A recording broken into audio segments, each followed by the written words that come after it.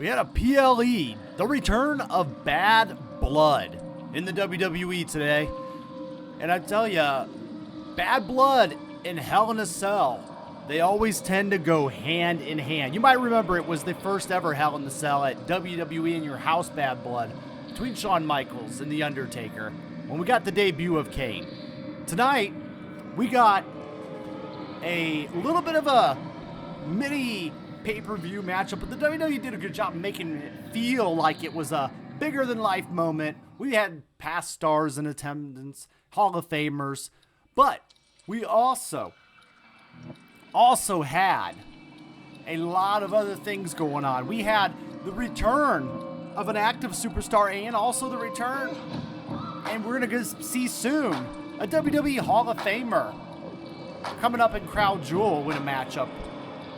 I'll get into that. We also got the debut of a new unveiled Triple H announcement of an unveiled WWE Crown Jewel Championship. We'll talk about that in that segment on this one. I'm your host, Bryan, the Hype, Ballard, back at it again. This is WWE Bad Blood 2024. We start out Bad Blood, and we do get all the excitement of Atlanta. We get a lot of the opening. We get a little bit of an opening cinematic style with Triple H and Cody Rhodes meeting in a undisclosed parking lot garage, in which Triple H hands him a very confidential envelope telling him that Operation Bad Blood is coming. We get a then lead to a stakeout with the artist known as Boomin'. We get a stakeout with Cody, and then we get into our hosts in the opening segment. Our host being Bianca Belair, Jade Cargill, and also Naomi joining them. We don't see too much of them except for a backstage segment later in the evening, but they get the opening ceremonies done, making good use there of the Women's Tag Team Championships, I suppose. But let's get into what one of the best things on this show was. The best thing on the show was the Hell in the Cell Bad Blood matchup. It was a blood feud, all right. It was a bloody feud. It was CM Punk and their payoff match against Drew McIntyre. We all joke and we all like to say they're fighting over a Dollar General bracelet. They're fighting over an insult to a dog and a wife. But ultimately, we do get, in my opinion, one of the feuds of the year between McIntyre and Punk.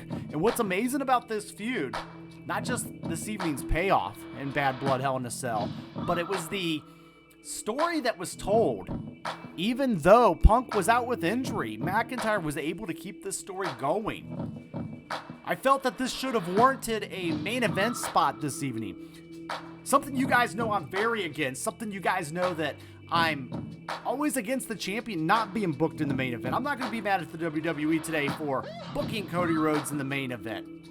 I'll talk about how he does showcase a bigger storyline, but I do still stand by my word that the Hell in the Cell matchup with McIntyre and Punk being a special situation should have been the main event due to the Bad Blood history. Ultimately, we get Punk and McIntyre. They brawl starting out. And they go right in. And then McIntyre tosses Punk into the corner. McIntyre works over Punk in the corner before tossing him out of the ring. McIntyre chops the chest and he tries to whip Punk into the cell, but Punk reverses it, instead whips McIntyre into the cell. Punk pulls out a table from under the ring. We're getting all kinds of tables and chairs, oh my. Punk grabs the chair from under the ring, eats a kick from McIntyre. McIntyre lands a chair shot for good measure, and then he uses a boot to grind Punk's head into the ring steps. McIntyre hits a toolbox, not the kitchen sink, but gets the toolbox from out from under the ring, empties it into the whole ring. We got wrenches everywhere. McIntyre takes a swing at Punk with one of those wrenches.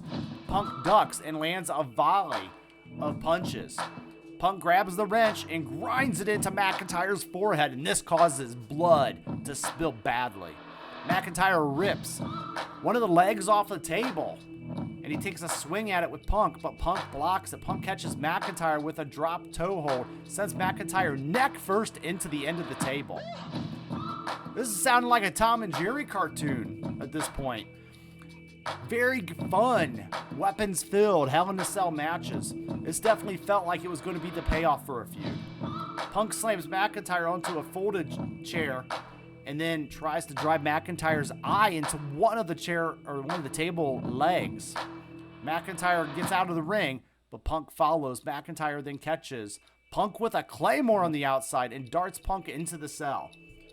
Punk is busted wide open, bleeding all over the face. McIntyre picks up the ring steps, drives them into Punk's face.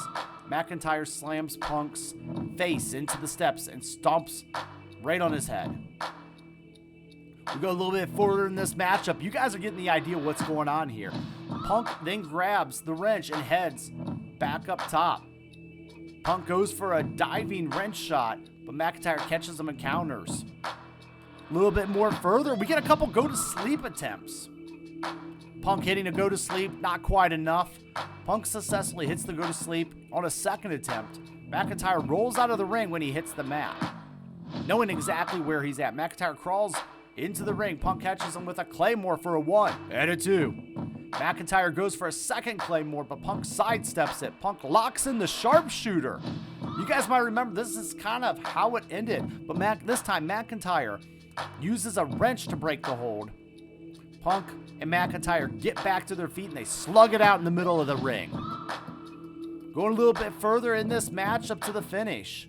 We get McIntyre going for a Claymore, but Punk sidesteps him. McIntyre lands on the ring steps that were in the ring. Punk wraps a chain around his knee this time and then shoves a handful of beads that come from a bag. You think it's a tack bag, but it's the bead bag. The bead bag.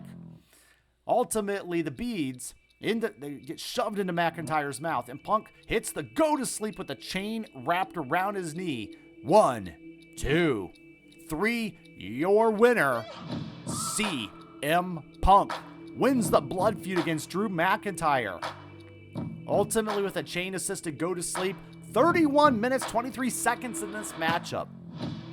Very good opening match. Very fun match. It was, I'll tell you guys right now, my match of the evening. If you watch one match of Bad Blood 2024, watch this Hell in a Cell matchup. It's the end of my feud of the year so far. And I gotta say, this is actually going to be the highlight of the night. And it goes down from there a little bit. Actually, quite a bit. Let's move on and start the descend from our flight. We've got the Women's WWE Championship. Nia Jax taking on Bayley. Both capable competitors in the ring. Jax takes the fight to Bayley as soon as the bell rings. Jax splashes Bayley in the corner and then levels her with a clothesline. Jax makes the cover, but Bayley gets a 1 and a 2. Jax locks in a chin lock, hits another splash in the corner. The thing to watch on this matchup was not necessarily the two competitors in the ring. It was all hindering around Tiffany Stratton. Will she, won't she cash in her Tiffy in the bank? Will she finally turn on Nia and their frenemy storyline as it ensues? Why can't they be friends? Why can't they be friends? Bayley knocks Jax out of the ring, catches her with a baseball slide under the ropes. Bayley rolls Jax into the ropes. We get a suicide dive, but it hits really hard. We get good commentating by Michael Cole. There was a few spots that were a little rough to work with each other, but Cole covered it up very nicely. He's a consummate professional, and I believe he might be the WWE's longest current employee. Bayley heading up to the top, hits a diving elbow drop for a 2 count. Bayley falls out of the ring. Jax tries to splash her against the ropes. Bayley steps off to the side. We then get a Samoan drop for a 1 and a 2. Bayley lands, Jax lands, but Nia Jax lands on the referee. Bayley hits a pop-up stunner followed by the Rose Plant, but the referee is still unconscious. And this is where we enter our main storyline of the matchup. Tiffany Stratton runs down to cash in her Tiffy in the bank. And Jax catches her right in the act as she's going to do it. She actually strikes Bayley with the briefcase, and then goes to cash in. This is where Nia sets up, and then Bayley heads to the top, and then ultimately hits, but Stratton throws the money in the briefcase at Bayley to distract her. And then ultimately, Nia Jax heads up to the top with Bayley on the second rope for a Samoan drop. And then we get an annihilator by Jax. The 1, the 2, and the 3. Banzai. 14 minutes, 16 seconds in this one. Continues the story along with Nia and Tiffany. I believe, and I'm going to predict Royal Rumble. I think they'll stretch it out till then. But I think we'll eventually get a moment with Tiffany Stratton and Nia Jax. Guys, thank you. Thank you for supporting the channel. Thank you for hitting that like button.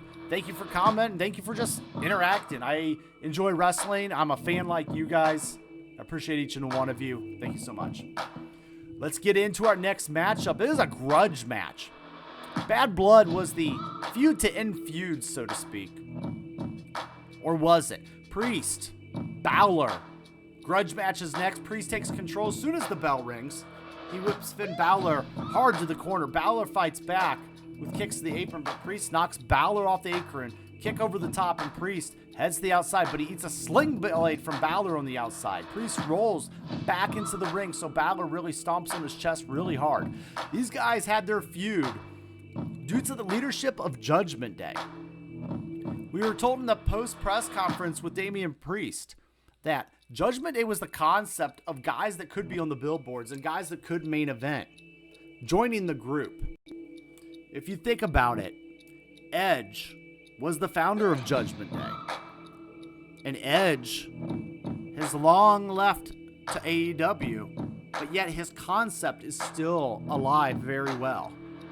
With two of the founding fathers of Judgment Day, Damian Priest and also Finn Balor. We do get a back and forth matchup. Pretty good matchup overall. I would say it was a moderate fair matchup. Balor fighting back with some sling blades. Priest responded with spinning roundhouse kick at one point. Priest fights back and hits a razor's edge of the late Scott Hall, Razor Ramon, for a 2 count. Action spills to the outside, and Priest tosses Balor across the announcer table, and then hits a razor's edge onto the ring apron, slamming him into the corner. It looked like that one hurt. Rolls Balor back into the ring. This is where we get our interference. Carlito comes into the ringside, distracts the referee while JD McDonough cheap shots Priest. Judgment Day style here. Balor hits the coup de grace. 1, 2. Priest kicks out of his finisher. Carlito again distracts the referee while Balor goes for a chair shot. Priest counters with a big boot. Balor heads back up top and hits the coup de grace to the back of Priest's neck. Balor hits a third coup de grace, but this time to the lower back. Balor hits a fourth, but this time Priest catches him and counters into the south of heaven for the 1, the 2, and the 3. Damian Priest survives Finn Balor, defeating him at the 12-minute 51-second mark. The match served the purpose. It felt like it was a match that would have been on a Monday Night Raw main event, but we got into a Bad Blood. I'm not going to hate and say it was a bad match on the card. We just were on such an emotional high from the opening matchup with the Hell in a Cell, and we had to follow up with the next couple matches. But let's break up the matches and let's forget about Hell in a Cell for a minute. Let's go with Triple H's special announcement. We know it's got to be big news if Triple H is coming out there. And here's the special announcement. We just couldn't wait to the post-press conference. We had to tell you the attendance. 16,000, I believe 74 people. But that wasn't the big announcement Triple H wanted to do. He had an unveiling tonight. And he announces that Crown Jewel, we got to build up Crown Jewel like it's the WrestleMania of the overseas. But the winner, this time, we will get champion versus champion. World champion versus WWE champion. In this case, Gunther versus Cody Rhodes right now.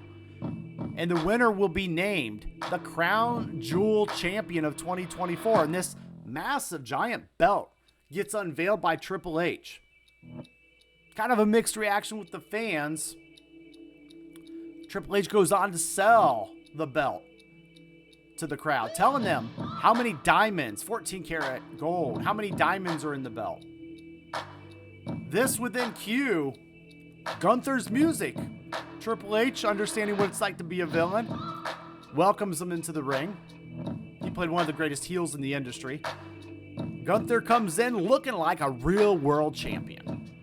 I want to say WWE does a good job representing their two brand champions right now. Gunther in the suit, looking like he takes himself very seriously.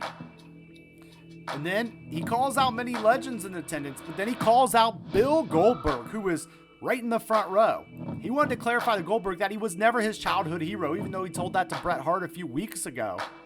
And how the greatest wrestler on earth, which is himself, could be intimidated by a one-trick pony that is Bill Goldberg. Gunther tells Goldberg's son that he hopes Goldberg is a better father than a professional wrestler. This then causes Bill Goldberg to jump the barricade, and a whole bunch of officials try to keep him out. You just know this is setting up Crown Jewel. Something to do with it there with Bill Goldberg. Goldberg jumps the barricade and an army comes out. Ultimately, Sami Zayn attacks Gunther from behind and beats him out of the ring. The officials try to keep them apart, but Zayn beats up Gunther.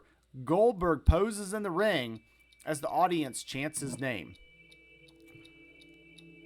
I know we're alluding to Gunther versus Bill Goldberg now at Crown Jewel. We got Sami versus Gunther for the World Championship coming up on Monday Night Raw this Monday. I would hope they don't take the belt off of Gunther just yet.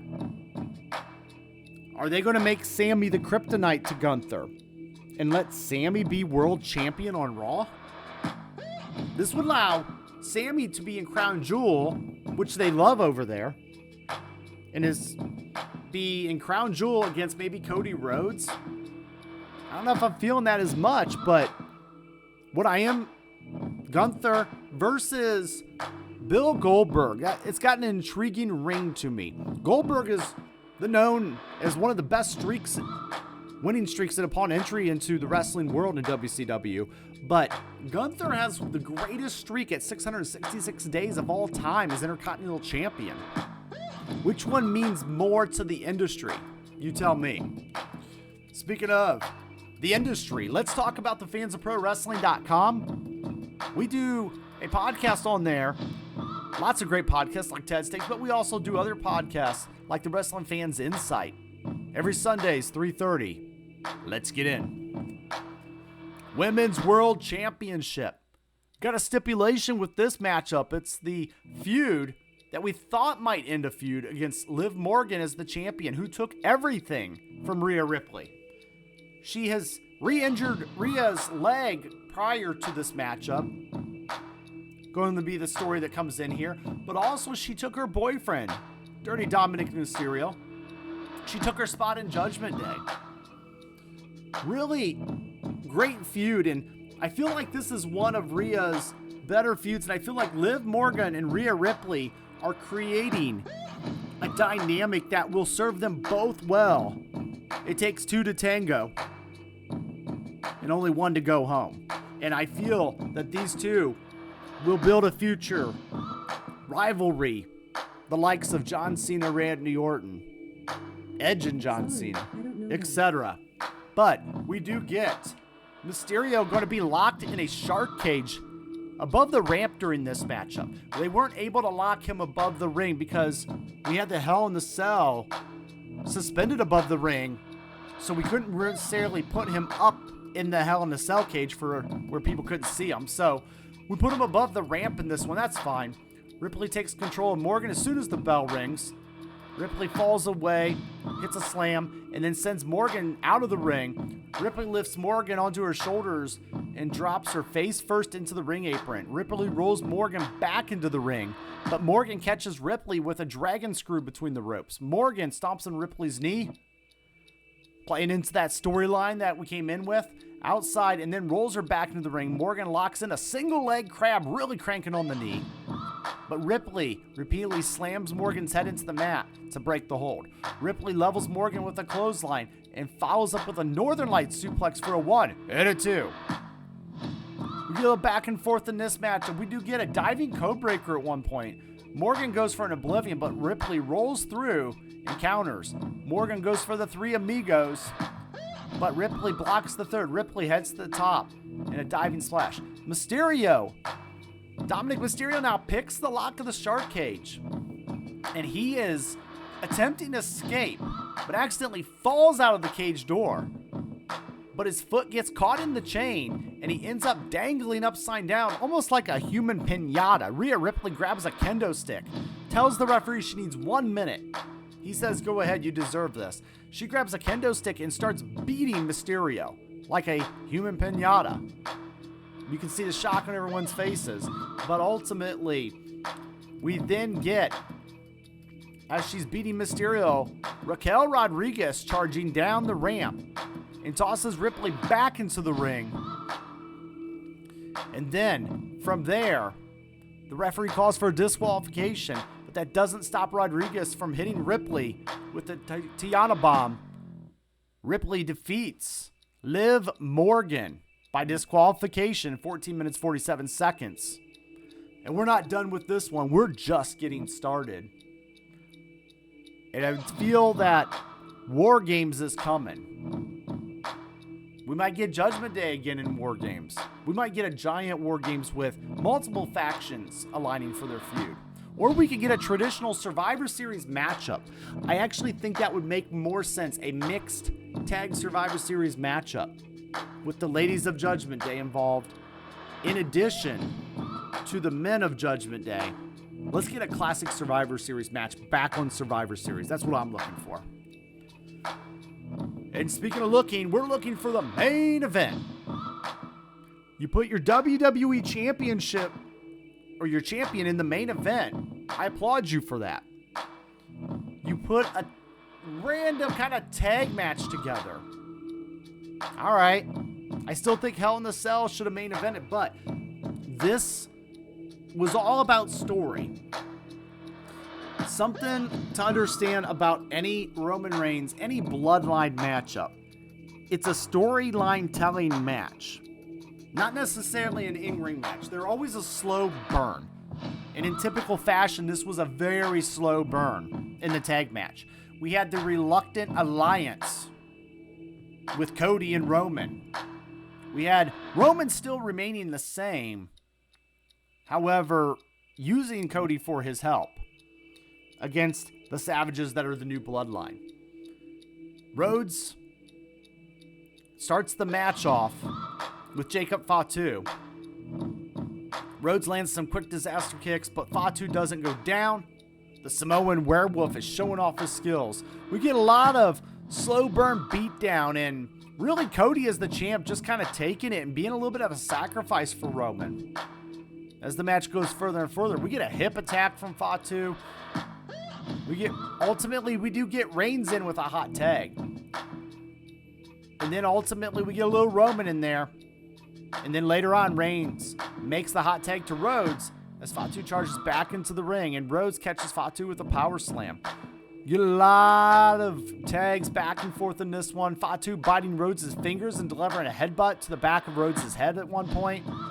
Sikoa makes a blind tag and works over Cody Rhodes. Solo getting his in. Fatu gets the tag, hits the hip attack in the corner.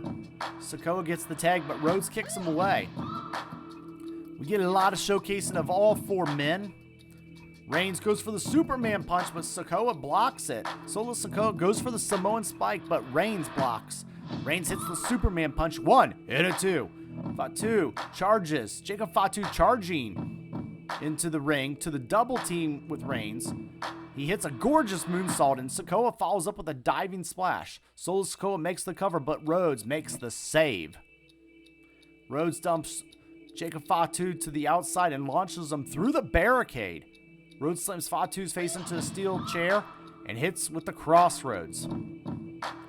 We get an announce table spot, and we hit a diving splash from the top turnbuckle on the announce table. Reigns and Sikoa back in the ring. brawling on their knees. Reigns and Solo Sikoa fight to their feet and slug it out in the middle of the ring. Reigns hits the Superman punch, goes for the spear, but Tama Tonga and Tonga Loa make their appearance and they distract Roman, much Bloodline style.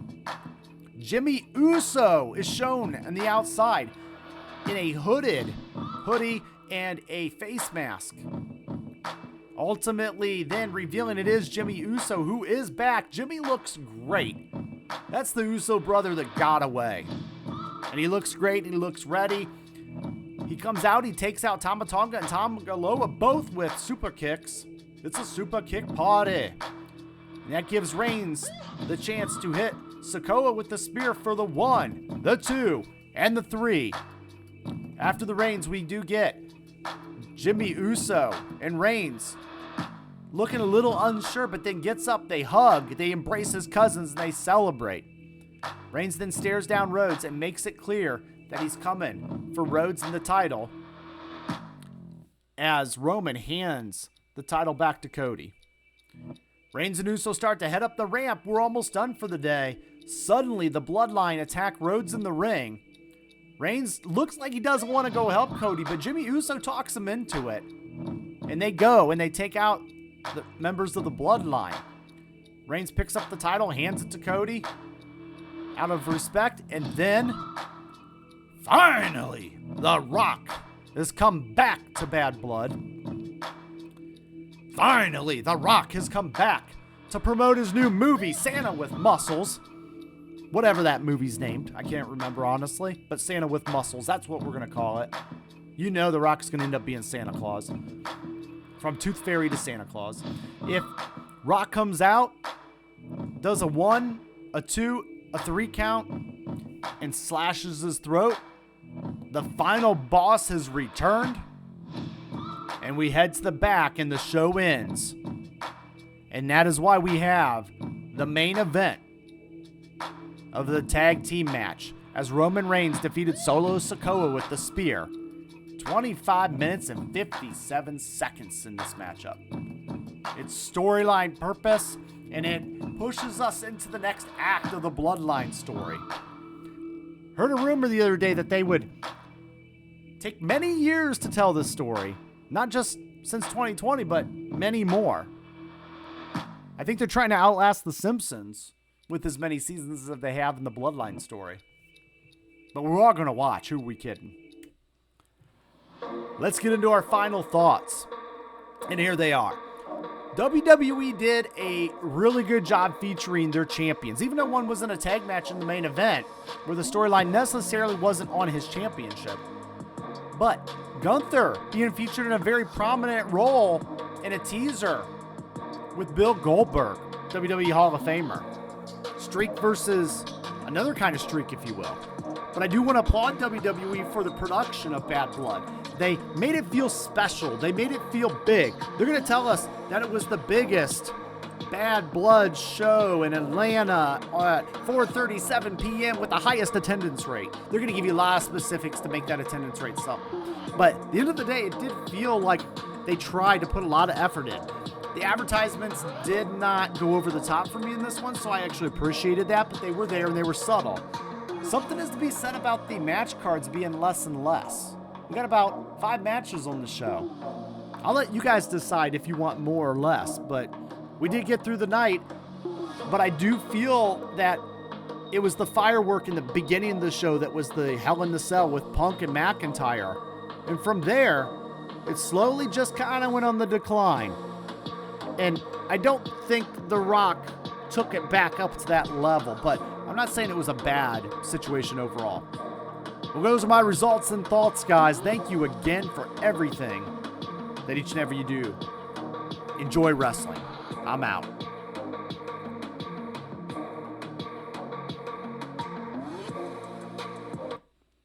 Guys, thank you so much.